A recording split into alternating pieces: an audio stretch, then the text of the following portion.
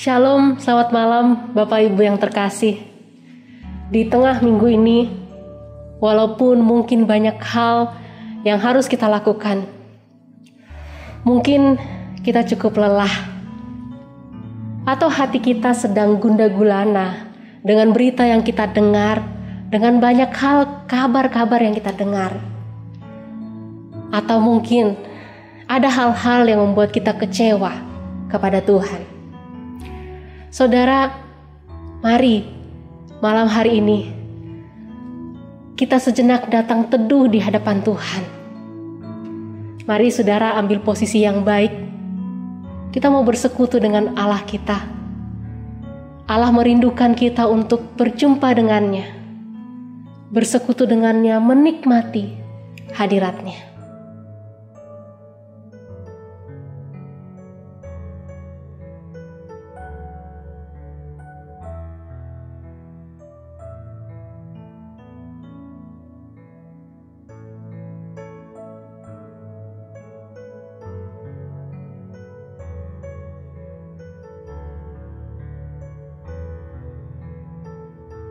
Bapa di surga, kami rindu menikmati hadirat-Mu. Kami rindu ya Tuhan, datang di kaki-Mu, bersimpu di hadapan-Mu, menikmati kasih-Mu ya Tuhan. Di tengah-tengah banyak hal yang terjadi di sekitar kami, yang terjadi dalam kehidupan kami, Tuhan, kami mau terus datang kepada Tuhan. Mungkin ada di antara kami yang begitu kelelahan. Mungkin ada kecewa yang kami rasakan. Sakit, berduka, menangis, khawatir. Tuhan, inilah setiap kami. Kami mau datang kepadamu Tuhan. Kami tahu bahwa hanya Engkaulah yang sanggup memberikan kelegaan kepada kami. Terima kasih Tuhan, kami juga mau memuji Engkau. Biarlah pujian kami pada malam hari ini boleh menyenangkan hati Tuhan. Terima kasih Tuhan, berkati persekutuan kami pada malam hari ini. Di dalam nama Tuhan Yesus, kami bersyukur dan kami berdoa. Amin.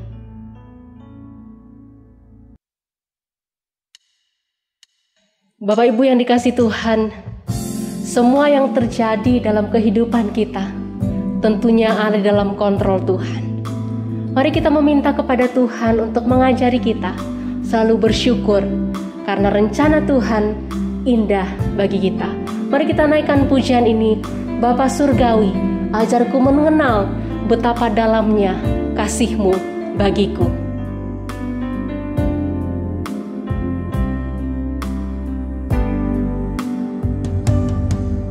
Bapa Surgawi, ajarku mengenal betapa dalamnya kasih-Mu.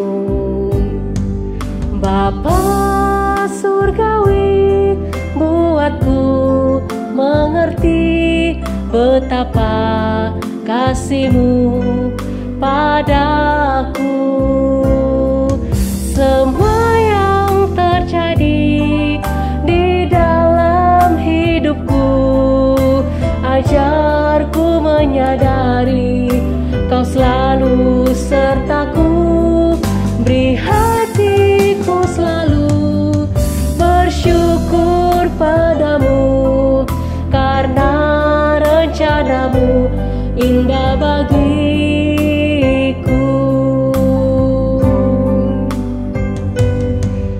Bapa Surgawi, ajarku mengenal betapa dalamnya kasih-Mu. Bapa Surgawi, buatku mengerti betapa kasih-Mu padaku. Semua yang terjadi di dalam hidupku, ajarku menyadari sertaku. Beri hatiku selalu bersyukur padamu, karena rencanamu indah bagiku.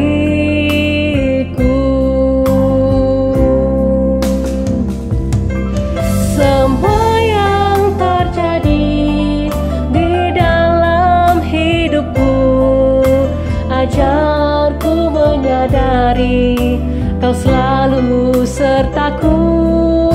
Beri hatiku selalu bersyukur padamu, karena rencanamu indah bagiku.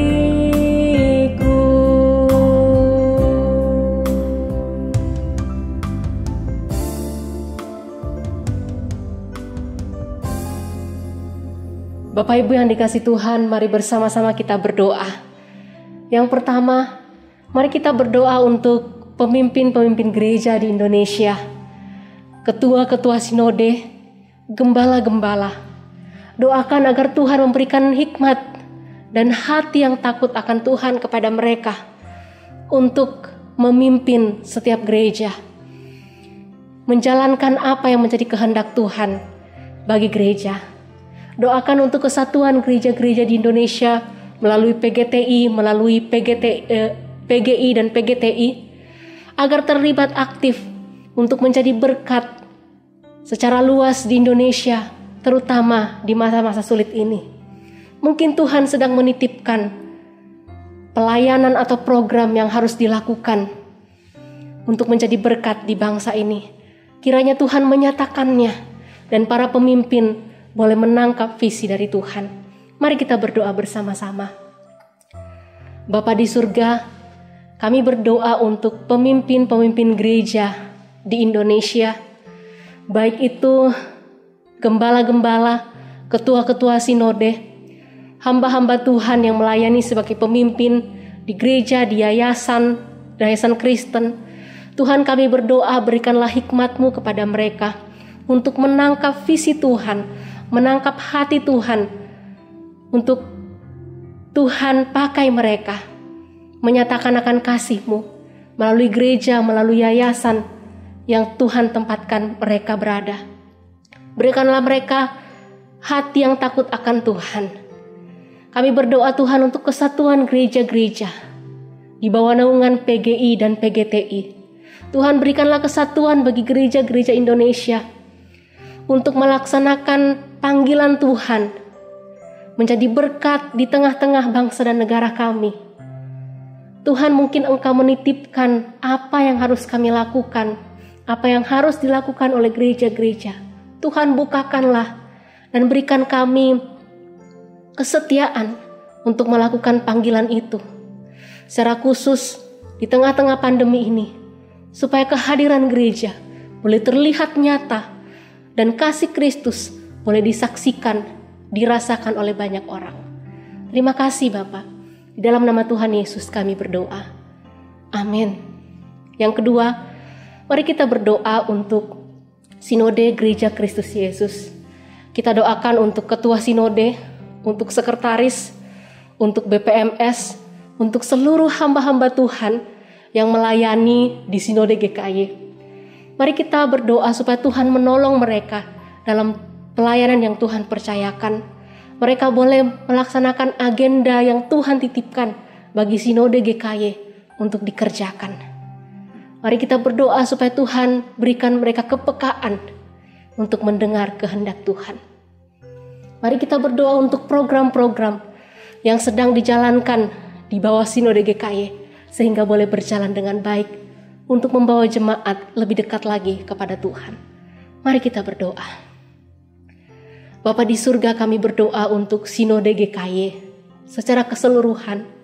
Kami berdoa untuk ketua umum, sekretaris, badan pengurus majelis sinode, seluruh hamba-hamba Tuhan yang melayani di sinode, staf. Kami berdoa, Tuhan Engkau berkati mereka untuk menerima visi dari Tuhan untuk dikerjakan di masa-masa sulit ini.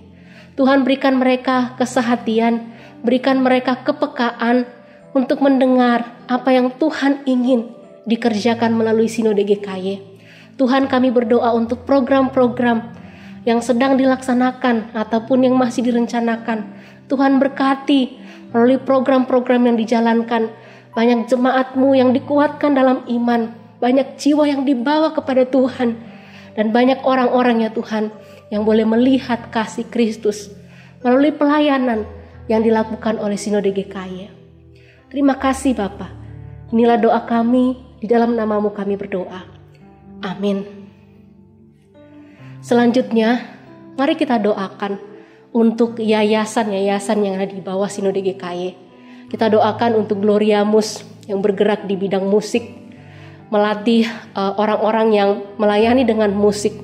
Kita doakan untuk IPK, ada sekolah IPK, kiranya Tuhan memberkati, mendidik anak-anak untuk takut akan Tuhan. Kita doakan untuk Yayasan Hidup Baru yang bergerak di dunia kesehatan.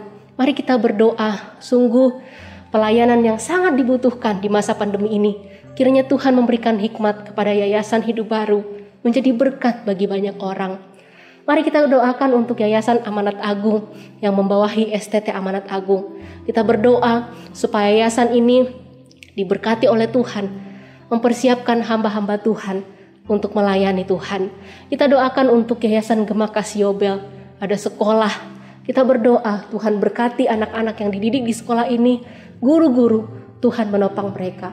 Mari kita buka suara, kita berdoa bersama. Bapa di surga, malam hari ini kami berdoa untuk yayasan-yayasan yang ada di bawah Sinode GKY. Kami berdoa untuk Gloria Mus, IPK, Yayasan Hidup Baru, Yayasan Amanat Agung, dan Yayasan Gema Kasih Yobel. Tuhan, Engkau punya panggilan yang spesifik kepada setiap yayasan ini. Kami berdoa, biarlah setiap anak-anak-Mu, hamba-hamba Tuhan yang melayani di dalam yayasan ini, boleh sungguh-sungguh memegang visi dan panggilan Tuhan bagi mereka, dan sungguh-sungguh dikerjakan ya Tuhan, di dalam bagian masing-masing. Tuhan, berikan hikmat, berikan kesatuan hati. Secara khusus jika di masa pandemi ini ada hal-hal yang dihadapi yang membawa kesulitan ya Tuhan, ada keterbatasan-keterbatasan yang ada. Tuhan, kami berdoa kiranya biarlah kami tidak terpuruk dalam keterbatasan itu, tetapi bangkit untuk melakukan yang terbaik di dalam setiap pelayanan yang Tuhan percayakan di setiap yayasan ini. Tuhan, pakailah yayasan-yayasan ini Tuhan menjadi berkat bagi Indonesia di masa pandemi ini secara khusus. Terima kasih Bapa. Di dalam nama Tuhan Yesus kami berdoa. Amin. Selanjutnya mari kita berdoa untuk STT yang ada, sekolah-sekolah teologi yang Tuhan berikan panggilan untuk memperlengkapi calon-calon hamba Tuhan. Di masa pandemi ini mungkin ada tantangan yang sedang dihadapi. Kiranya Tuhan menolong. Kita doakan untuk kebutuhan di setiap STT, untuk dosen-dosen, staf, dan kita doakan untuk calon-calon hamba Tuhan yang sedang diperlengkapi. Tuhan berikan mereka kesetiaan. Mari kita buka suara, kita berdoa bersama. Bapa di surga, kami berdoa untuk setiap STT yang ada di Indonesia. Tuhan, terima kasih untuk kehadiran dan panggilan yang Tuhan berikan kepada setiap STT untuk memperlengkapi hamba-hamba Tuhan. Tuhan, berkatilah mereka, kebutuhan yang saat ini diperlukan secara khusus di masa pandemi. Kiranya Tuhan cukupkan untuk dosen-dosen, para staf. Tuhan berkati, pakai mereka, hidup mereka, pengajaran mereka untuk memperlengkapi calon-calon hamba Tuhan. Berkati Tuhan untuk saudara-saudara kami, anak-anak-Mu yang sedang dipersiapkan menjadi hamba Tuhan di setiap STT. Tuhan berkati pembentukan mereka. Tuhan perlengkapi mereka menjadi hamba Tuhan yang setia. Terima kasih Bapa. Di dalam nama Tuhan Yesus kami berdoa. Amin. Bapak Ibu yang dikasihi Tuhan, Mazmur 62 ayat 6-8 berkata demikian. Hanya pada Allah saja kiranya aku tenang, sebab daripadanya lah harapanku. Hanya Dialah gunung batuku dan keselamatanku, kota bentengku, aku tidak akan goyah. Pada Allah ada keselamatanku dan kemuliaanku. gunung batu kekuatanku, tempat perlindunganku, ialah Allah. Mari kita sama-sama menaikkan pujian. Tenang.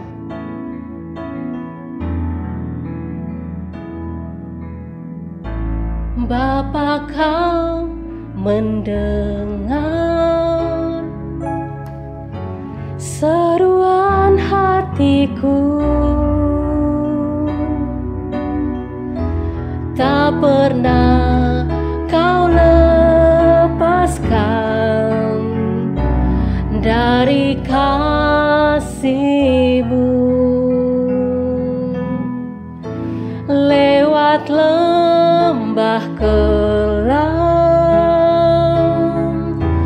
Kau temani aku. Roh-Mu bekerja selalu untuk kebaikanku, mengalir kuasa dari tempat maha tinggi.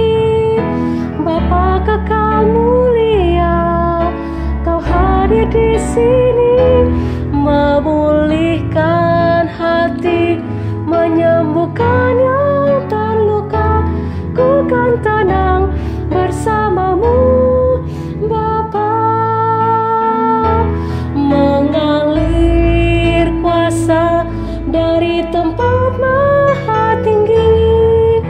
Bapa Kekal mulia, Kau hadir di sini, memulihkan hati, menyembuhkan yang terluka. Ku kan tenang bersama-Mu, Bapa. Bapak Ibu yang dikasihi Tuhan, mari kita mendoakan orang-orang yang di sekitar kita. Saya rindu mengajak Bapak Ibu untuk mendoakan tetangga kita, atau mungkin orang yang tinggal di sekitar kita, yang kita kenal, yang tinggal dekat dengan kita. Saudara, mungkin kita tahu pergumulan mereka. Mari kita doakan mereka. Biarlah melalui doa kita pada malam hari ini, mereka juga diberkati. Mari kita buka suara, kita berdoa untuk tetangga kita. Bapa di surga, malam hari ini kami mau berdoa untuk orang yang dekat dengan kami, dekat dengan rumah kami, tetangga kami. Kiranya Tuhan Engkau memberkati mereka. Tuhan, hamba mau berdoa untuk 4 keluarga yang bertetangga dengan hamba-Mu. Tuhan, Engkau berkati keluarga-keluarga ini.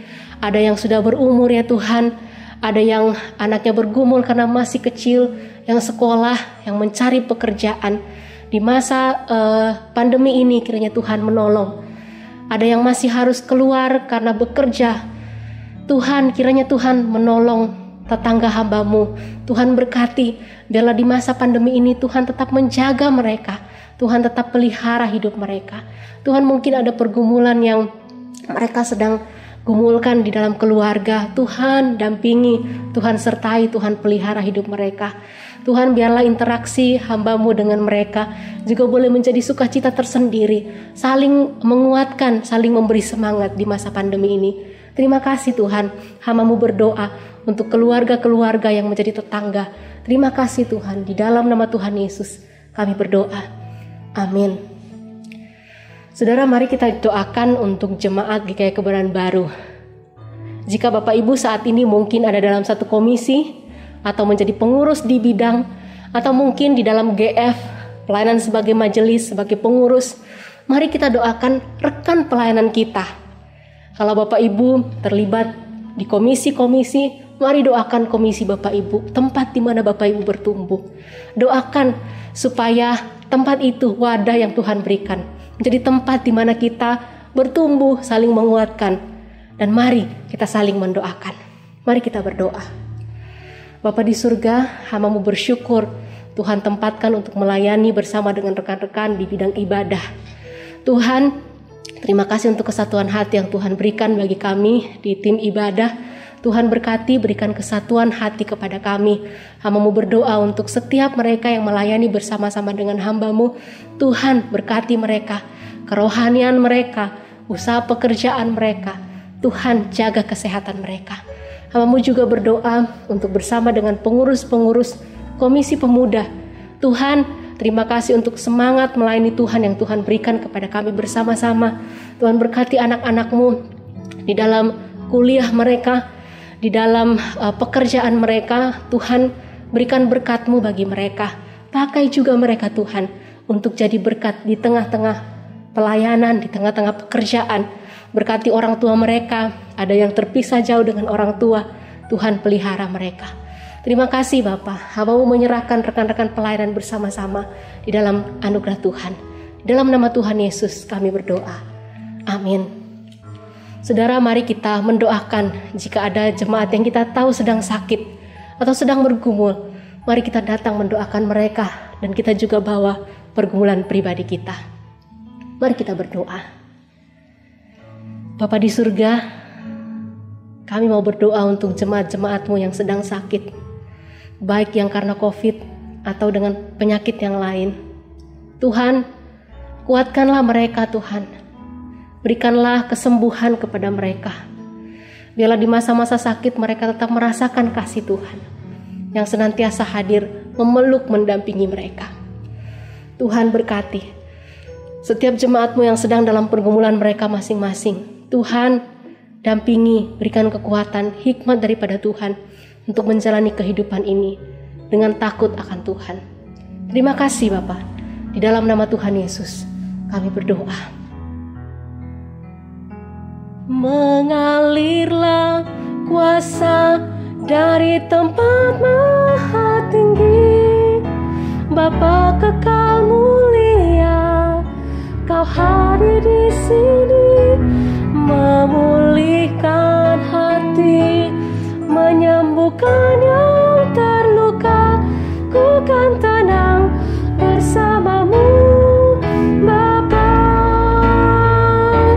Mengalir kuasa dari tempat maha tinggi, Bapa kekal mulia, Kau hadir di sini, memulihkan hati, menyembuhkan yang terluka. Ku kan tenang bersama-Mu Bapa. Dengan lembut katakan, mengalir kuasa dari tempat maha tinggi, Bapa kekal mulia, Kau hadir di sini, memulihkan hati, menyembuhkan yang terluka. Ku kan tenang bersama-Mu Bapa. Ku kan tenang, ku kan tenang bersama-Mu Bapa. Ku kan tenang ya Tuhan, ku kan tenang bersama-Mu Bapa. Kita akan mendengarkan firman Tuhan yang akan disampaikan oleh Pendeta Albert.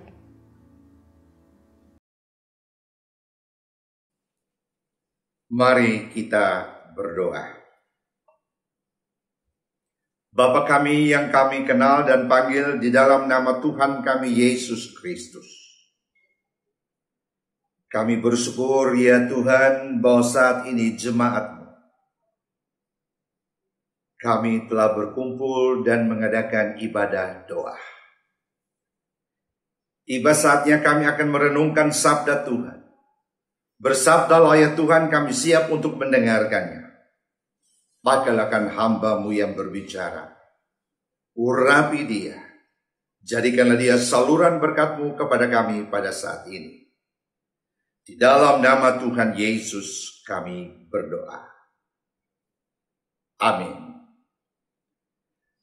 Baik jemaat yang dikasihi Tuhan, firman Tuhan pada saat ini diambil dari Injil Matius pasal 21 ayat 28 sampai dengan ayat 32. Judul daripada perikop ini sekaligus juga merupakan tema perenungan kita pada saat ini, yaitu perumpamaan tentang dua orang anak. Bunyinya demikian. Tetapi apakah pendapatmu tentang ini? Seorang mempunyai 2 anak laki-laki. Ia pergi kepada anak yang sulung dan berkata, "Anakku, pergi dan bekerjalah hari ini dalam kebun anggur." Jawab anak itu, "Baik, Bapa," tetapi ia tidak pergi. Lalu orang itu pergi kepada anak yang kedua dan berkata demikian juga. Dan anak itu menjawab, "Aku tidak mau." Tetapi kemudian ia menyesal lalu pergi juga. Siapakah di antara kedua orang ini yang melakukan kehendak ayahnya? Jawab mereka, "Yang terakhir." Kata Yesus kepada mereka, "Aku berkata kepadamu, sesungguhnya pemungut-pemungut cukai dan perempuan-perempuan sundal akan mendahului kamu masuk ke dalam kerajaan Allah. Sebab Yohanes datang untuk menunjukkan jalan kebenaran kepadamu, dan kamu tidak percaya kepadanya. Tetapi pemungut-pemungut cukai dan perempuan-perempuan sundal percaya kepadanya, dan meskipun kamu melihatnya, tetapi kemudian kamu tidak menyesal, dan kamu tidak juga percaya kepadanya." Demikianlah pembacaan firman Tuhan untuk kita pada saat ini, dan yang berbahagia adalah kita yang membacakan firman Tuhan. Kita percaya kepada firman Tuhan, dan kita melakukan firman Tuhan di dalam kehidupan kita setiap hari. Tuhan memberkati kita. Saudara-saudaraku yang kekasih, perumpamaan ini ditulis di dalam Injil Matius dan disampaikan langsung oleh Tuhan Yesus kepada mereka yang saat itu ada, yaitu murid-muridnya, para ahli Taurat, orang Farisi. Dan tujuan Tuhan menceritakan atau menyampaikan perumpamaan ini adalah untuk mendidik mereka, mengajar, menasihati, dan mengingatkan kepada mereka semua yang hadir pada saat itu. Tuhan ingin menjelaskan kepada mereka bahwa Yohanes datang untuk menunjukkan jalan kebenarannya, bahwa dia, Yesus, adalah anak tunggal Allah Bapa, Mesias, dan Juru Selamat manusia berdosa yang percaya kepadanya. Dia, Yesus, kemudian merendahkan diri dan mengorbankan dirinya, mengambil rupa manusia, lalu datang ke dalam dunia untuk menebus dan menyelamatkan semua orang berdosa yang percaya kepadanya. Saudara-saudaraku yang kekasih, perumpamaan yang diceritakan ini sedikit berbeda, khususnya di dalam metode Tuhan Yesus menceritakan perumpamaan ini. Apa perbedaannya? Biasanya Tuhan menceritakan satu perumpamaan, setelah itu baru mungkin ia bertanya dan lain sebagainya. Tetapi kalau saudara melihat ayat 28, Tuhan Yesus mengawali menceritakan perumpamaan ini dengan bertanya, "Tetapi apakah pendapatmu tentang ini?" Lalu dia mulai menceritakan akan perumpamaan ini. Saudara-saudaraku yang kekasih, Yesus mulai dengan bertanya tentang pendapat mereka nanti tentang perumpamaan yang akan dia ceritakan. Tuhan Yesus ingin mendorong para ahli Taurat, orang Farisi, khususnya untuk mengemukakan pendapat mereka. Dan di dalam perumpamaan ini saudara melihat bahwa Tuhan Yesus mulai menceritakan. Ada seorang yang mempunyai 2 orang anak. Dia datang kepada yang sulung dan berkata, "Pergi hari ini dan bekerja di kebun anggur." Anak ini berkata, "Ya," tetapi dia tidak pergi. Lalu orang ini datang kepada anaknya yang kedua, ayat 30.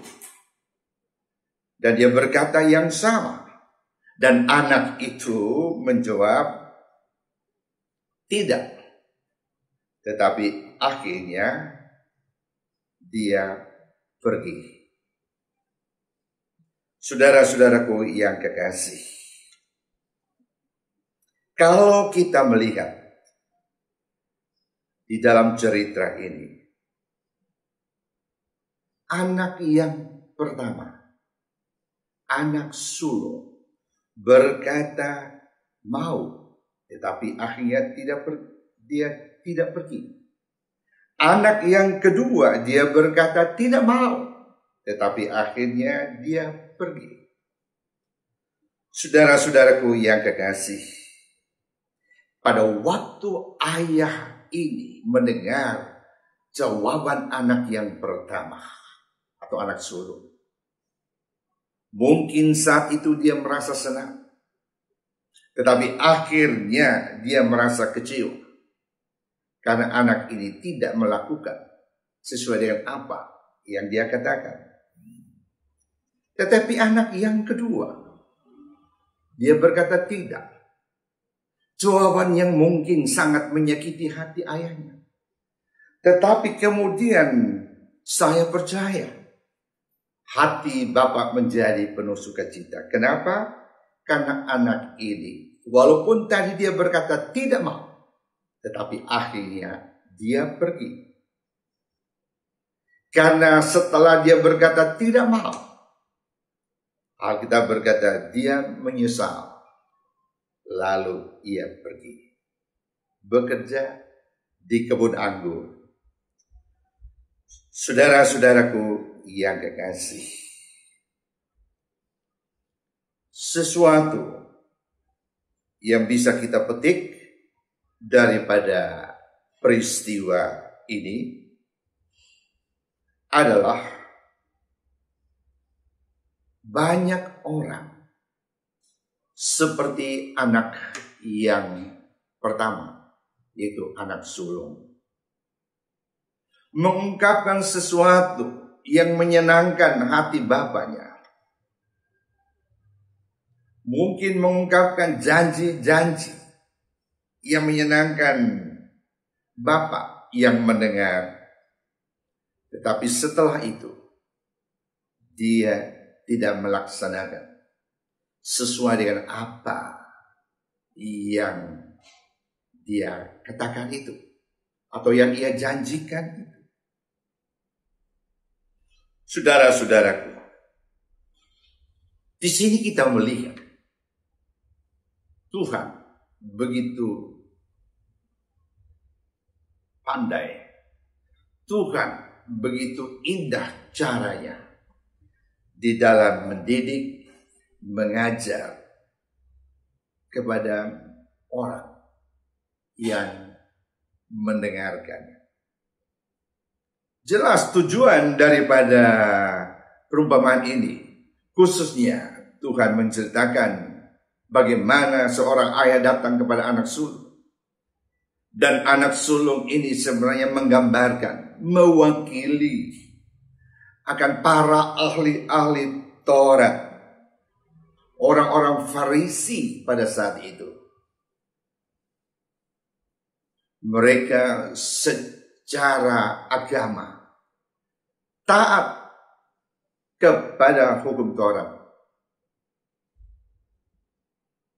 Tetapi di dalam tindakannya mereka tidak melaksanakan sesuai dengan apa yang mereka taat, sesuai dengan apa yang seringkali mereka gembar-gemborkan. Saudara-saudaraku yang kekasih, banyak orang percaya mempunyai kondisi atau keadaan seperti itu. Kita bisa berkata, aku percaya. Tetapi kita tidak bisa melaksanakan sesuai dengan apa yang kita katakan, aku percaya. Di dalam menghadapi banyak pergumulan hidup ini, banyak tantangan hidup, kita tidak bisa hanya berkata dengan mulut saja, atau keluar dari mulut saja, seperti orang-orang Farisi dan ahli-ahli Taurat yang keluar dari mulutnya yang begitu indah, tetapi sebenarnya itu bukan keluar dari lubuk hati yang terdalam, sehingga akhirnya mereka tidak mempunyai kekuatan, kemampuan untuk melaksanakan apa yang mereka katakan, aku percaya. Apa yang mereka katakan, aku berjanji, dan lain sebagainya. Berbeda dengan anak yang kedua di dalam perumpamaan ini. Kita simak di dalam pembacaan tadi. Anak ini berkata, tidak mau. Tetapi akhirnya dia menyesal dan dia pergi. Saudara-saudaraku yang kekasih, itulah yang dimaksudkan oleh Tuhan, bahwa pemungut cukai, perempuan-perempuan sundal akan mendahului kamu masuk ke dalam kerajaan surga. Agak sedikit membuat para pendengar tersentak. Karena siapapun tahu, orang perempuan-perempuan sundal, pemungut cukai, adalah orang-orang yang hidupnya penuh dengan dosa. Mana mungkin orang yang penuh dengan dosa akan mendahului masuk ke dalam kerajaan surga? Tetapi kalau kita melihat di dalam perumpamaan ini, anak yang kedua yang berkata tidak mau, tapi akhirnya dia pergi mewakili para pemungut cukai, perempuan-perempuan sundal, orang yang hidup di dalam dosa. Tetapi akhirnya mereka menyesal dan mereka bertobat, kembali melaksanakan apa yang firman Tuhan katakan. Berbeda dengan ahli Taurat dan para Farisi. Mulut mereka penuh dengan ungkapan-ungkapan firman Tuhan, tapi mereka tidak melaksanakannya. Di sini kita melihat begitu besar kasih Allah akan manusia ini. Dan itulah kebenaran yang disampaikan oleh Yohanes, bahwa dia datang, dia mengorbankan diri, merendahkan diri, mati di salib, untuk dapat menyelamatkan orang-orang berdosa yang percaya. Kalau kita menyambungkan dengan kata-kata di dalam firman Tuhan ini, perumpamaan ini, ya, dia datang untuk orang-orang berdosa yang menyesal akan dosanya dan bertobat, maka mereka akan diselamatkan. Saudara-saudaraku yang kekasih, itulah sebabnya pemazmur pernah berkata, Allah tidak mengingat-ingat kesalahan dan dosa manusia. Jikalau Allah mengingat-ingat akan kesalahan dan dosa manusia, siapakah yang dapat bertahan hidup di hadapan Allah? Dan di dalam Yohanes 3 ayat 16 jelas. Karena begitu besar Allah mengasihi akan dunia ini, sehingga dikaruniakannya anaknya yang tunggal, supaya barang siapa yang percaya kepadanya tidak binasa, melainkan beroleh hidup yang kekal. Barang siapa yang percaya, menyesal seperti anak yang kedua itu, sudah berkata yang menyakiti hati Bapa, tidak mau, tetapi akhirnya dia menyesal dan dia berbalik, kembali pergi melaksanakan sesuai dengan apa yang ayahnya berkehendak. Saudara-saudaraku yang kekasih, sekarang bagaimana dengan keadaan kita saat ini? Saya percaya pada waktu kita mendengar perumpamaan ini, timbul beberapa pertanyaan yang muncul di dalam hati kita. Mungkin ada muncul pertanyaan, apakah aku seperti anak yang sulung atau anak yang pertama yang berkata mau, sering berkata mau, sering berkata percaya, tetapi sebenarnya itu bukan keluar dari lubuk hatinya yang terdalam, sehingga akhirnya yang dia katakan percaya itu hanya di mulut saja dan tidak bisa dipraktekkan atau diwujud nyatakan di dalam kehidupannya setiap hari. Ataukah aku seperti anak yang kedua yang walaupun awal berkata tidak, tapi akhirnya menyesal? Saudara-saudaraku yang kekasih, kita masing-masing bisa mengintrospeksi akan diri kita sendiri. Dan kita bisa menemukan siapakah saya ini. Saya termasuk anak yang sulung, yang hanya bisa mendengar, hanya bisa berkata, tetapi tidak bisa melaksanakannya. Tidak menyesal akan kehidupan, perbuatan, tingkah laku, dosa yang dia lakukan. Sehingga akhirnya Tuhan berkata, pemungut cukai, orang-orang berdosa, perempuan-perempuan sundal, orang-orang berdosa yang menyesal akan dosanya, bertobat dan kembali mengikuti apa maunya, apa kehendak Bapa, maka mereka akan terlebih dahulu masuk ke dalam kerajaan surga. Saudara-saudaraku yang kekasih, kalau kita sudah seperti anak yang kedua, maka saya boleh berkata pada saat ini, kita adalah orang yang berbahagia.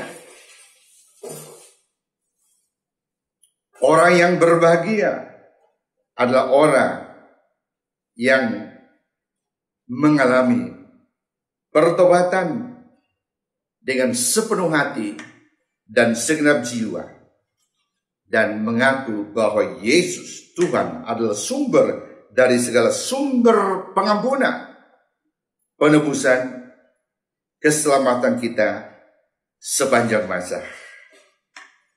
Orang yang berbahagia dikatakan berbahagia karena kita percaya dan menaruh penuh pengharapan akan kedatangan Mesias, Juru Selamat dengan sepenuh hati dan segenap jiwa.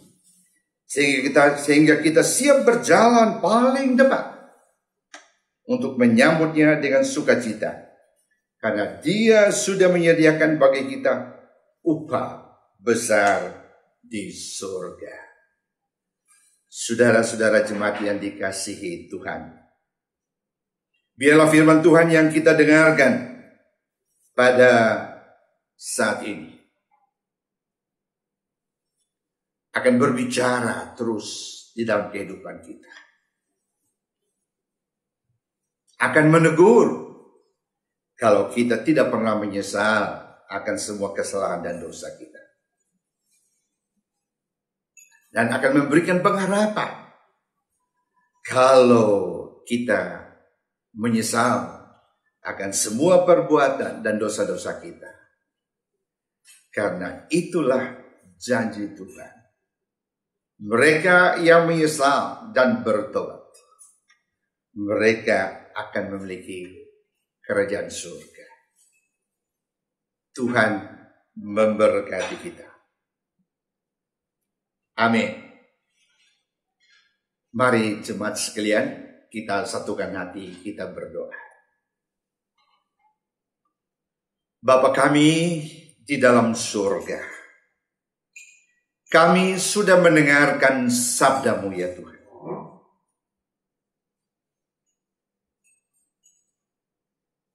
Saat kami mendengar firman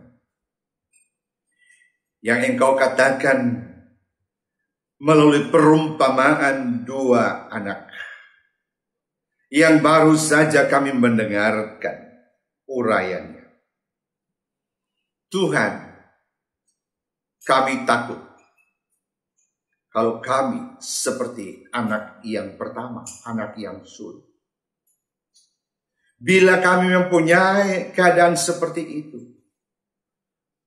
saat ini Tuhan, Engkau tegur kami. Engkau berikan kekuatan kepada kami, agar kami mampu sadar, kami mampu menyesal seperti anak yang kedua, dan akan kami kembali hidup menyenangkan hati. Terima kasih Tuhan, terima kasih. Sekali lagi, hamba-Mu menyerahkan semua kami yang hadir dan mendengarkan firman Tuhan ini. Roh Kudus berbicara terus, mengartikan firman Tuhan ini lebih sempurna, lebih jelas lagi, sehingga sebentar kami pula membawa firman yang sempurna dan jelas.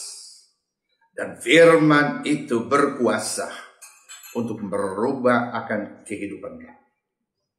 Di dalam nama Tuhan Yesus, kami alaskan doa dan permohonan kami ini